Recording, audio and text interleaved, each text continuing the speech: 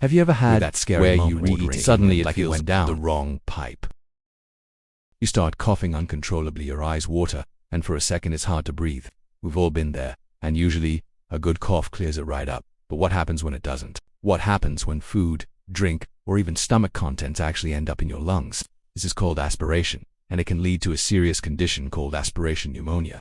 Today we're going to break down what aspiration is, who's most at risk, and what you can do to prevent it.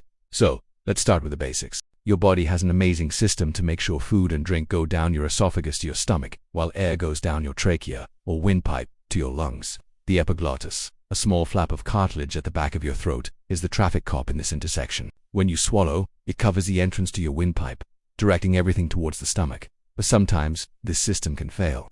If the epiglottis doesn't close properly or quickly enough, foreign material can slip past it and enter the airways. That's aspiration.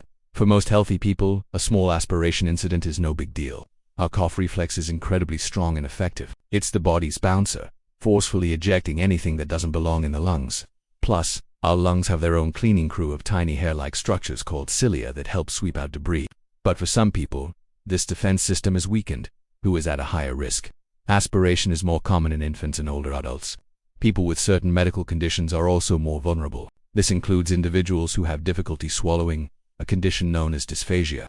Dysphagia can result from a stroke, Parkinson's disease, dementia, or other neurological disorders. People with GERD or gastroesophageal reflux disease are also at risk, as stomach acid can travel up the esophagus and be inhaled, especially while sleeping. Other risk factors include dental problems that make chewing difficult, sedation from anesthesia or medications, and excessive alcohol consumption, which can impair reflexes.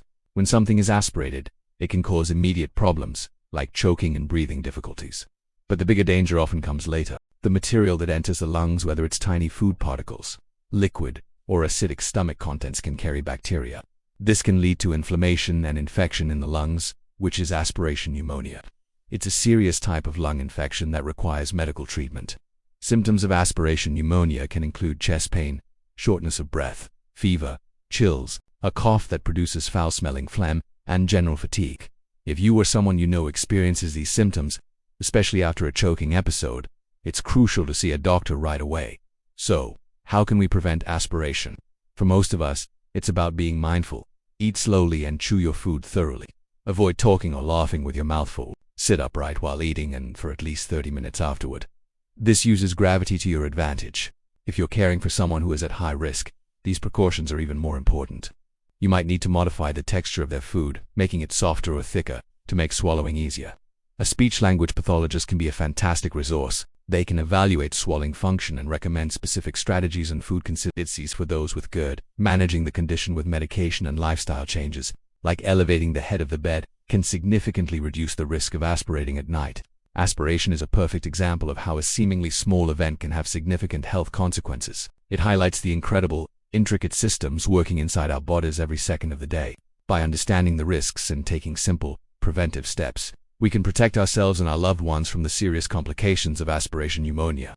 Stay mindful, stay safe, and take care of that amazing body of yours. Thanks so much for watching, and if you found this video helpful, please give it a thumbs up and subscribe for more health insights.